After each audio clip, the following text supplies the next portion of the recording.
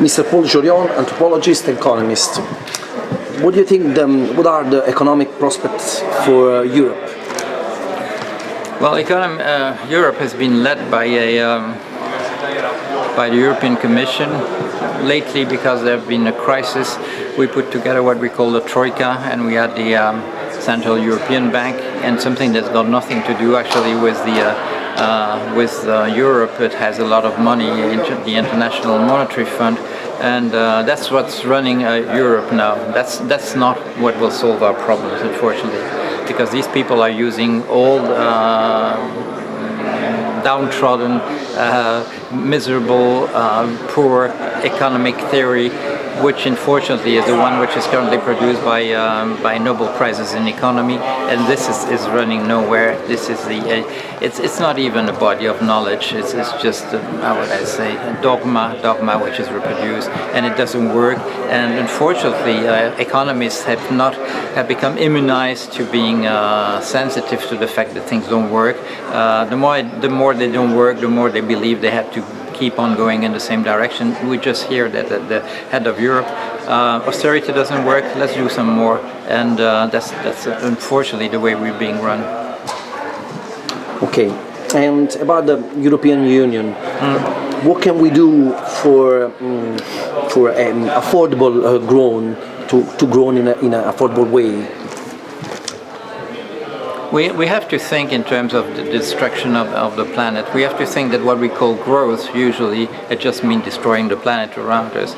Why? Because we haven't put in the calculation we make the fact that we just puncture nature around us, that we produce waste, that we take things from the ground, from the air, and never replace it. We are good at calculating profits in our accounting systems, but not at destruction of the planet. And the destruction of the planet, unfortunately, that's essentially being done by what we call growth. And we shouldn't revise the notion of growth just by simply saying, well, let's take into account whether people are happy or not. The perspective in which we should do it is of a renewable planet.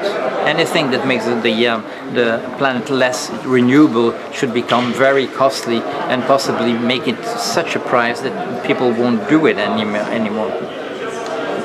You are an anthropologist, so what's the behavior, the people behavior towards the positive economy? Well, the anthropologist has to think about the human race and realize the human race is extremely conservative. If something is not entirely broken, it doesn't want to change it. And unfortunately, the way that the world is going right now, which is a destruction which is accelerating, we're not very good at dealing with that. We can very much visualize a catastrophe in the past, but we are very poor at thinking, trying to imagine the catastrophe that's coming in the future, because we can't visualize it, we don't feel anything about it, we don't have emotions about that. Last question is, what do you think about our community? I mean, what's your feelings, and what do you think? How did we host this event? It looks like a very friendly place to be, and I think I'm very pleased that places like this do exist in such a beautiful environment. It's important that people work together and that people are not left to their own problems and so on. We've done a lot, our human species, through aggression.